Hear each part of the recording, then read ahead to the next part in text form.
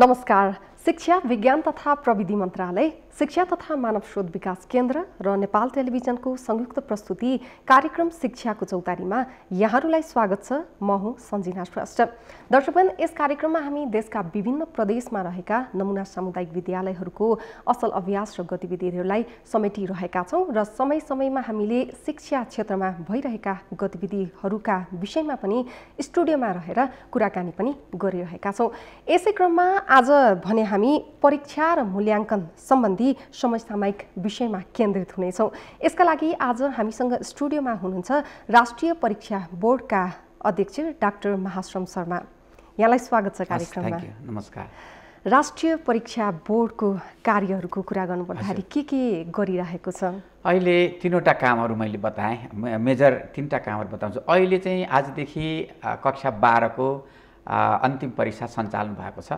कक्षा 12 को अन्तिम परीक्षालाई व्यवस्थित मर्यादित रूपले सञ्चालन गर्न नेपालभरि विभिन्न केन्द्रका केन्द्राध्यक्षहरू, पर्यवेक्षकज्यूहरू र अरू चाहिँ जिल्ला परीक्षा समन्वय समिति, केन्द्रदेखि स्थानीय परीक्षा, प्रदेश परीक्षा व्यवस्थापन समिति, सम्पूर्ण चाहिँ सरकारालयहरू व्यस्त हुनुहुन्छ। एक। दोस्रो, कक्षा 10 को परीक्षा सम्पन्न भएर उत्तर पुस्तिका परीक्षण विभिन्न केन्द्रमा हुँदैछ र त्यो उत्तर पुस्तिका परीक्षण पनि कन्टिन्यू भइरहेको छ। र तेस्रो कुरा के छ भने राष्ट्रिय परीक्षा बोर्डले अहिले चाहिँ विशेष गरी स्तरीकृत परीक्षा सञ्चालन व्यवस्थापनको सन्दर्भमा आफ्ना कामहरूलाई कसरी व्यवस्थापन गर्ने भनेर प्रश्नपत्र निर्माण कार्यशालाहरू सञ्चालन गरिरहेको अवस्था छ। त्यसैले अहिले राष्ट्रिय परीक्षा बोर्डले यी कामहरूमा राष्ट्रिय परीक्षा बोर्ड व्यस्त छ। हजुर, विद्यालय तहको शैक्षिक उपलब्धिको मूल्याङ्कनबाट अहिलेको विद्यालय शिक्षा स्तरको अवस्था कस्तो छ, के भन्नुहुन्छ? एकदमै धन्यवाद। अहिले यो परीक्षा र मूल्याङ्कन के रहेछ भने अहिले हाम्रो नेपालको कन्टेक्स्ट हेर्दा सबैले कक्षा कोठामा पठन पाठनको कुरा भन्दा पनि परीक्षालाई मुख्य फोकसको रूपमा हेर्छ, हैन? त्यसले हामीले चाहिँ के देख्यौँ भने यसको चाहिँ एनालाइसिस गर्दा के देखिन्छ भने एउटा कुरा विगतदेखि अहिलेसम्म हेर्दाखेरि नतिजाको ट्रेन्ड हामीले हेऱ्यौँ भने कतिपय सन्दर्भमा नतिजाको ट्रेन्ड एकदमै अप डाउन छ। कुनै वर्ष धेरै प्रतिशत विद्यार्थी पास भएका छन्, कुनै वर्ष थोरै। जसरी हामीले कक्षा 10 को परीक्षालाई हेऱ्यौँ भने पनि हामी के देख्छौँ भने कुनै वर्ष चाहिँ विगतको हेर्दाखेरि कस्तो देखिँदो रहेछ भने कुनै वर्ष एक वर्ष त 16% विद्यार्थी पास गरेका छन् र कुनै वर्ष चाहिँ 78% विद्यार्थी पास गरेका छन्। त्यसैले यहाँभित्र केही समस्या छ भन्ने एउटा कुरा मलाई लाग्यो।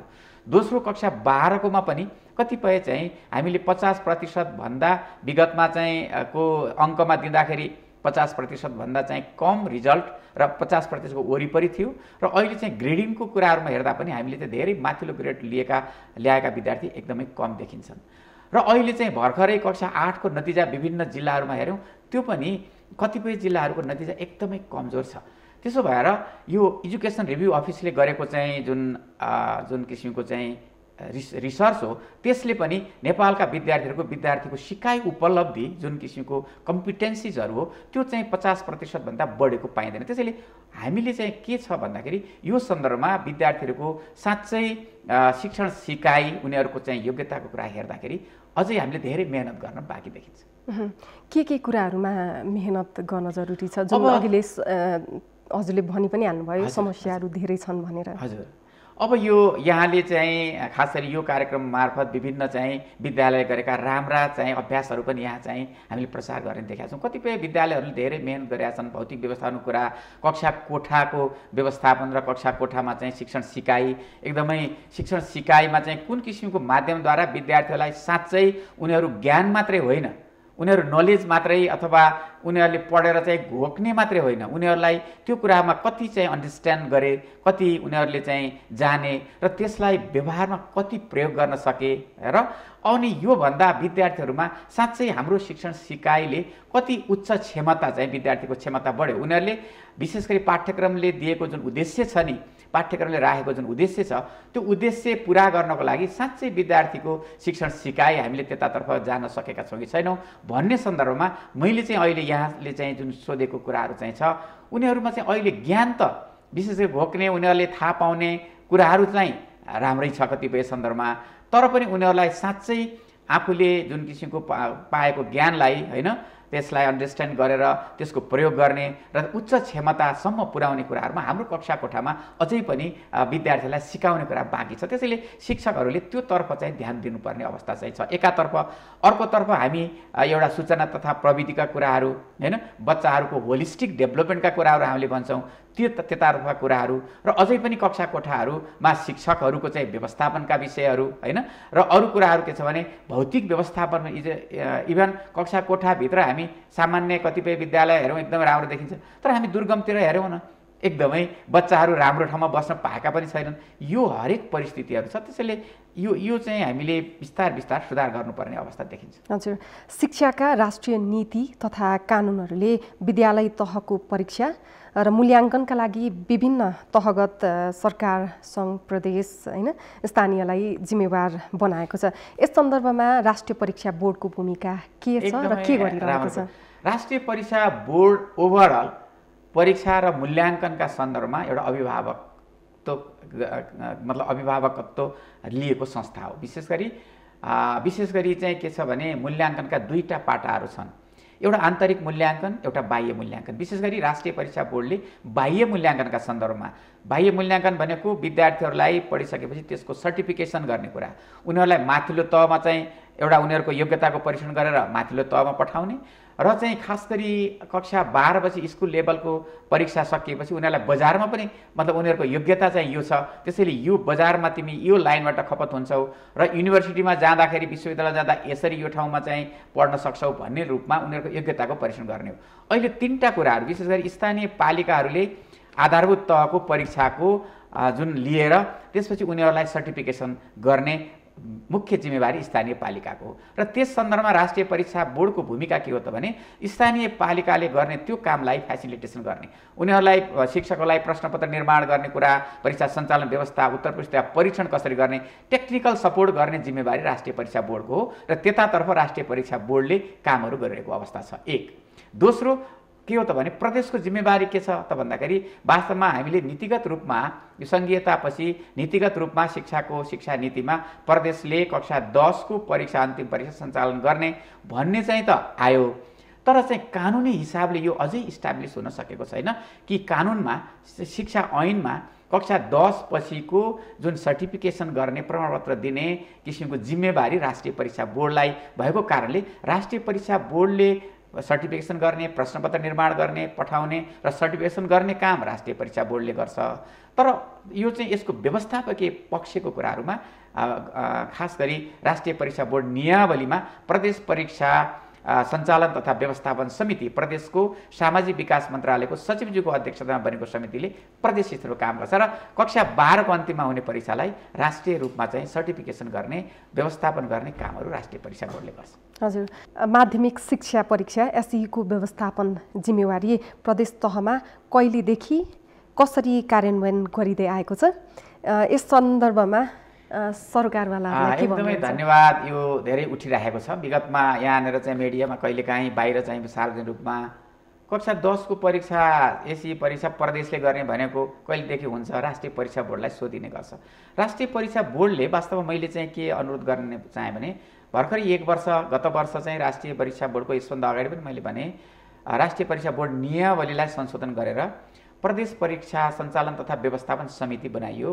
खास गरी त्यसमा प्रदेशको सामाजिक विकास मन्त्रालय जो शिक्षा हेर्ने मन्त्रालयको सचिवज्यूको अध्यक्षतामा प्रदेशको चाहिँ निर्देशक हैन, शिक्षा विकास निर्देशनालयको निर्देशक एकजना र त्यसपछि प्रदेश स्तरको स्थानीय पालिकाको चाहिँ कुनै पनि स्थानीय पालिकाको प्रतिनिधि, स्थानीय पालिकाको शिक्षा अधिकृत एकजना र प्रदेश परीक्षा व्यवस्थापन कार्यालय राष्ट्रिय परीक्षा बोर्ड अन्तर्गतका कार्यालयहरू छन् त्यसको प्रतिनिधि एकजना र त्यसपछि प्रधान अध्यापकज्यूहरू मध्येबाट चाहिँ एकजना गरेर चाहिँ एउटा प्रदेश परीक्षा व्यवस्थापन समिति छ। यसले चाहिँ प्रदेशको सम्पूर्ण चाहिँ व्यवस्थापकीय पक्षको कामहरू गरेको छ।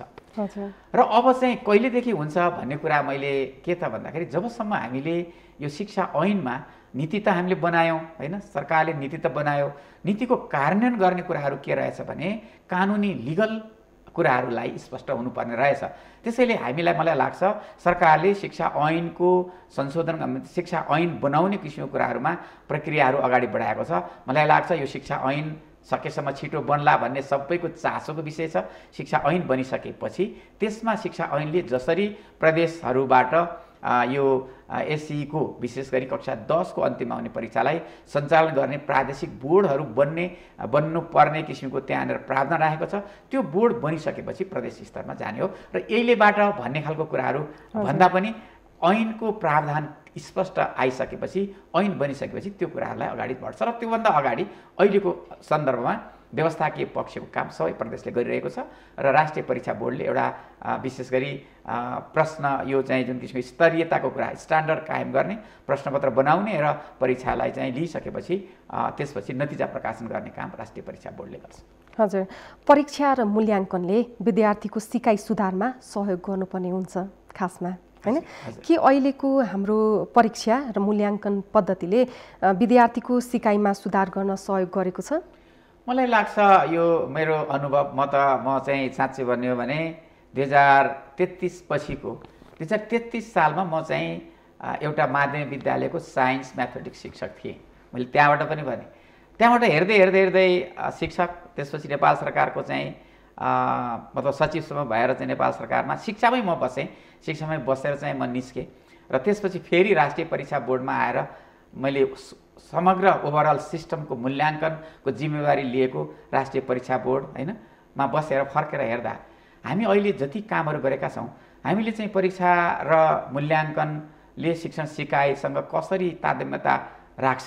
मुख्यतः के छ भने शिक्षण सिकाइ र परीक्षा भनेको एक अर्काका परिपूरक हुन्।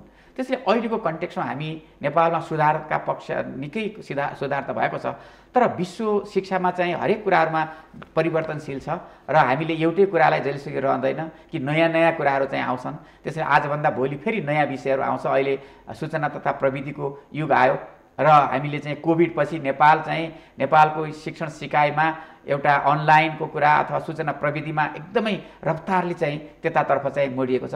त्यसैले अहिले चाहिँ मलाई लाग्छ कि यो सुधारमा जति चाहिँ हाम्रो एक्सपेक्टेसन छ नि आम पब्लिकको र हामी शिक्षामा काम गर्ने मात्र होइन, शिक्षाभन्दा बाहिर काम गर्ने जुन आम अभिभावकको जुन चाहना छ, त्यो चाहना अनुसारको हामीले चाहिँ शिक्षण अहिलेको चाहिँ परीक्षा प्रणालीले शिक्षण सिकाइमा त्यसलाई चाहिँ त्यसको तादात्म्यतालाई मिलाउन सकिएको छैन।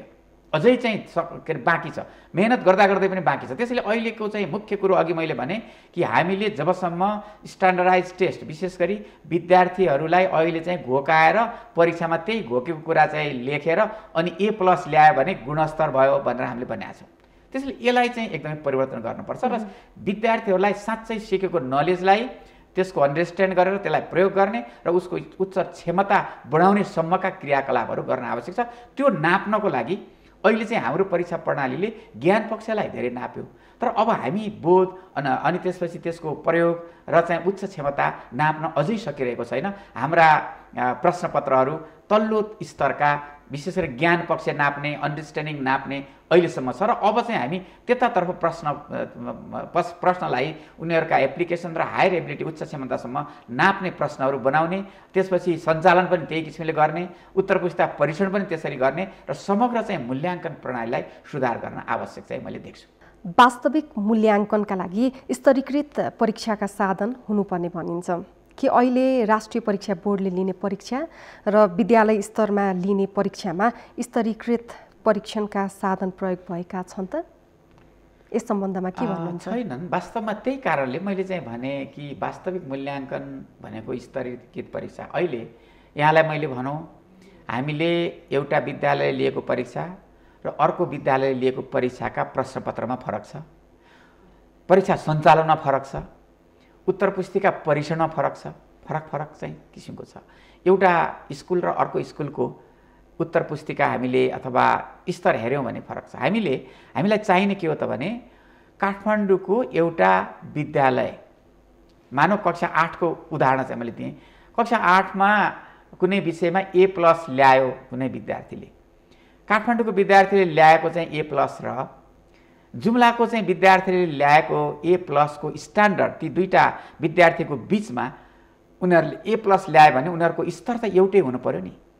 तर हामीले कुनै पनि ठाउँमा सजिला प्रश्न सोधेर A+ ल्याउने कुनै ठाउँमा, कुनै ठाउँमा अप्ठ्यारा प्रश्न सोधेर A+ ल्याउने कुरा आयो भने त विद्यार्थीको स्तर त एउटै हुँदैन नि।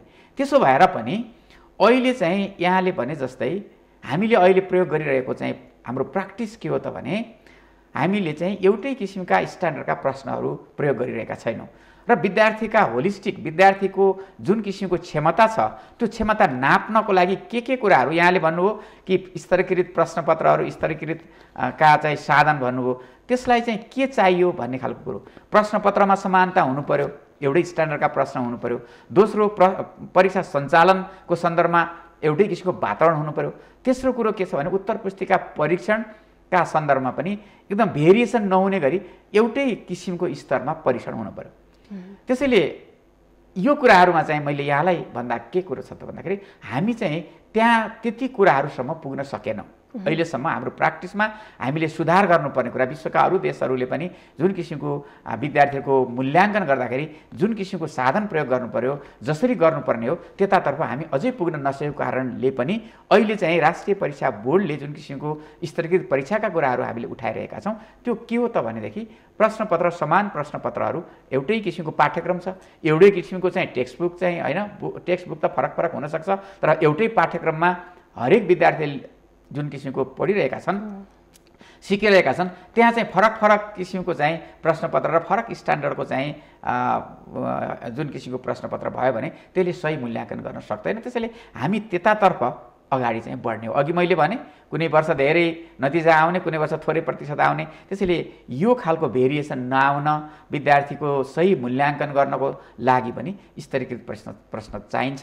त्यसैले पनि यहाँलाई भने जस्तै यसको knowledge, understanding, application, higher application यो खालका सबै कुराहरू भएका प्रश्नहरू तयार गर्ने, त्यसअनुसारको परीक्षा सञ्चालन गर्ने र मूल्याङ्कन, उत्तर पुस्तिका परीक्षण र नतिजा प्रकाशनसम्म यो खालको कुराहरू गर्न आवश्यक चाहिन्छ। र अहिले चाहिँ यो सम्पूर्ण कुराहरू नभएको कारणले पनि हामीले अगाडि बढाएका हौँ। अब यो केही पनि गरेका छैन भन्ने पनि प्रश्न आउला, गरेको छ। यो त के हो त भने यो त समयअनुसार चाहिँ हाम्रो शिक्षण सिकाइलाई, हाम्रा विद्यार्थीको चाहिँ पठन पाठनलाई, उनीहरूको स्तरलाई समय अनुकूल चाहिँ परिवर्तन सुधार गर्दै लाने हो नि। हामीले केही गर्दै गर्दै आयौँ, अहिले हामीले गर्दै गर्दै आउँदा अहिलेको हामीले मूल्याङ्कन गर्दा हामीलाई गर्नुपर्ने ठाउँहरू अझ बाँकी छन् भन्ने खालको रियलाइज चाहिँ हुँदै आएको छ। विगतदेखि गर्दै गर्दै आयौँ तर क्वालिटीको कुरा, हिजो चाहिँ एक्सेसको पार्ट चाहिँ हामीले नेपालको कन्टेक्स्टमा एक्सेसको पार्ट बढ्यो, विद्यार्थी स्कुलमा आए, तर क्वालिटीलाई चाहिँ हामीले ध्यान दिनु पर्दाखेरि यो खालको परीक्षालाई र मूल्याङ्कनलाई नसुधारेसम्म हाम्रो क्वालिटी एजुकेसन हुन सक्दैन। परीक्षा मूल्याङ्कनले कक्षा कोठाको डेलिभरीलाई पनि त्यो लाइनमा सुधार गर्छ भन्ने नै मुख्य चाहिँ विषय हो। हजुर, यसैमा मैले अर्को प्रश्न नि जोडेँ। यो स्तरीकृत परीक्षण साधन निर्माण, प्रयोग र परीक्षाफल विश्लेषणमा दक्षता अभिवृद्धि गर्नका लागि शिक्षकहरूमा चाहिँ के कस्तो प्रयासहरू भइरहेका छन्? एकदमै धन्यवाद। हाम्रो फोकस हामीले गर्नुपर्ने त्यही हो। जबसम्म शिक्षक कक्षा कोठामा विद्यार्थीलाई सिकाउने शिक्षक भनेको यस्तो कम्पोनेन्ट हो क्वालिटी एजुकेसनमा। सबैभन्दा मुख्य पार्ट के हो भने शिक्षकै हो नि। शिक्षकले गाइडलाइन्स दिने, शिक्षकले सिकाउने, विद्यार्थीहरूलाई अपग्रेड गर्दै जाने, फेसिलिटेसन गर्ने, जुन विद्यार्थी कमजोर छ उसलाई चाहिँ थप सपोर्ट गर्दै जाने शिक्षकले हो। जबसम्म शिक्षक चाहिँ क्लासरुममा अथवा उसको योग्यता, साँच्चै पठन पाठनको शैलीका कुराहरू, यो परीक्षा र मूल्याङ्कनका विषयहरू, यो सबै कुराहरूमा शिक्षक योग्य नभएसम्म हामीले चाहिँ क्वालिटी एजुकेसन भनेर मात्रै पुग्दैन।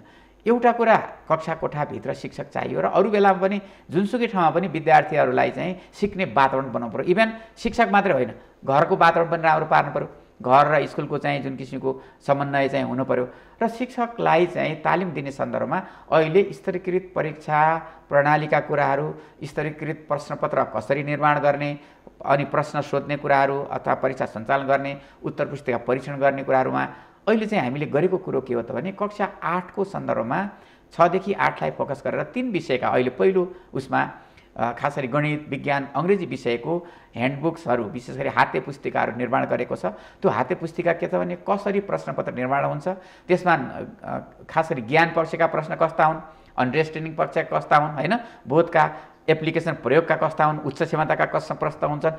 यसको लागि हामीले राष्ट्रिय रूपमा चाहिँ अहिले खास गरी ट्रेनरहरू, तालिम दिने व्यक्तिहरूलाई राष्ट्रिय रूपमा तयार गरेका छौँ। अब स्थानीय पालिकामा चाहिँ वर्कसप हुन आवश्यक छ, त्यो चाहिँ बाँकी छ र स्थानीय पालिकाहरूसँग पनि हामीले समन्वय गरिरहेका छौँ। एक दोस्रो कक्षा 10 को सन्दर्भमा यसपटक गणित, विज्ञान र अङ्ग्रेजीको प्रश्नहरू स्ट्यान्डर्डाइज प्रकृतिका, विशेष गरी प्री टेस्टेड, पहिले नै टेस्ट गरेका विद्यार्थीहरूलाई टेस्ट गरेर उनीहरू चाहिँ स्ट्यान्डर्ड भएका प्रश्नहरू सोधियो र कक्षा 12 को पनि राष्ट्रिय फ्रेमवर्क तयार हुँदैछ।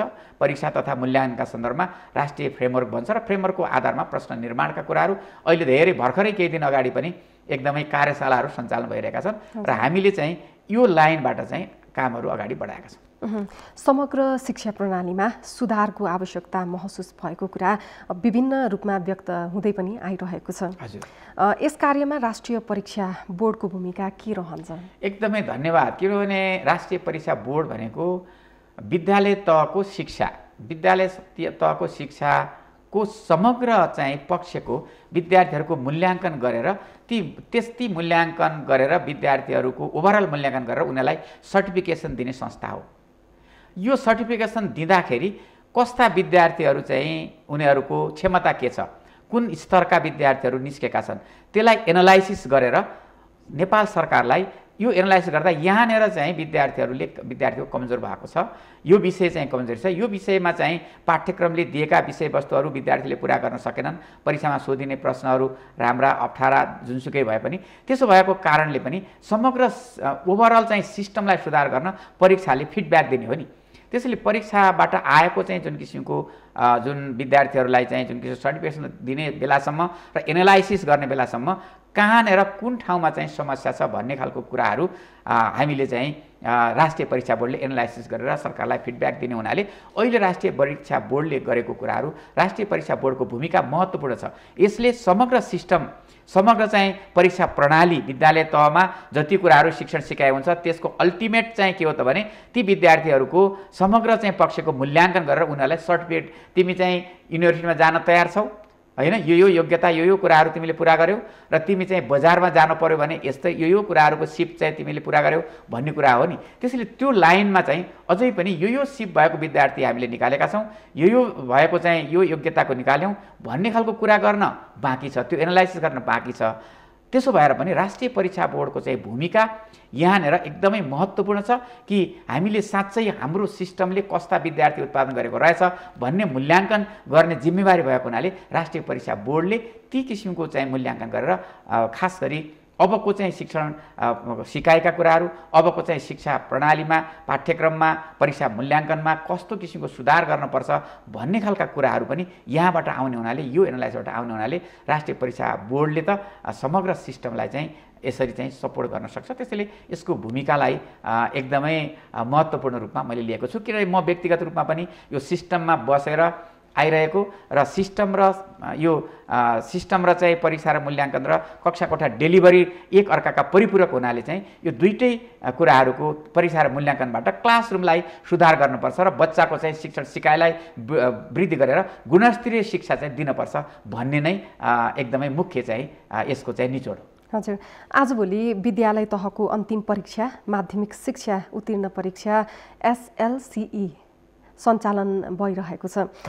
यसको व्यवस्थापकीय पक्षका बारेमा हैन के भन्नुहुन्छ? होइन, एकदमै धन्यवाद। आज बिहानदेखि सञ्चालन भएको जुन एसई परीक्षामा जुन हिसाबबाट सबैबाट सहयोग भएको छ, विशेष गरी केन्द्रदेखि स्थानीय तहसम्म विद्यालयका चाहिँ केन्द्राध्यक्षज्यूहरू, त्यसपछि जिल्ला परीक्षा समन्वय समिति, सुरक्षा समिति हैन र प्रदेश र केन्द्र सबैबाट पर्यवेक्षक समेत अभिभावकज्यूहरू, स्थानीयकाहरू सबैले चाहिँ यो हामी सबैको साझा दायित्व हो। हामीले यसलाई मर्यादित र व्यवस्थित गर्न सक्यौँ भने हाम्रा बालबालिकाहरूले एकदमै राम्रोसँग आफ्नो कुराहरू लेख्न सक्छन् र आफ्नो योग्यता राम्रोसँग प्रष्टसँग चाहिँ आफूले भएको क्षमता प्रदर्शन गर्न सक्छन्। त्यसैले यो सबै कुराहरूलाई व्यवस्थित गर्नको लागि सबैको सहयोग अपरिहार्य छ। त्यसैले मैले चाहिँ आज यो मिडियाबाट सबै यो शिक्षाका सरकारवालाहरू जो चाहिँ कक्षा 12 को परीक्षासँग सम्बन्धित हुनुहुन्छ सबैसँग चाहिँ सबैको समन्वयात्मक भूमिकाबाट चाहिँ यो सफल हुने हो। त्यसैले सबैलाई यो परीक्षालाई मर्यादित व्यवस्थित रूपले सञ्चालन गर्न सबैसँग हार्दिक आग्रह गर्न चाहन्छु। समय र संवादको लागि यहाँलाई धेरै धेरै धन्यवाद। धन्यवाद। दर्शकगण, कार्यक्रम शिक्षाको चौतारीमा आज हामीले परीक्षा र मूल्याङ्कन सम्बन्धी विषयमा कुराकानी गर्यौं। फेरि हामी अर्को श्रृङ्खलामा सामुदायिक विद्यालयको असल अभ्यास र गतिविधिहरूलाई समेट्ने नै छौँ। त्यतिन्जेलसम्मको लागि म लगायत हाम्रो सम्पूर्ण युनिटलाई बिदा दिनुहोस्। नेपाल टेलिभिजन हेर्दै गर्नुहोला। नमस्कार।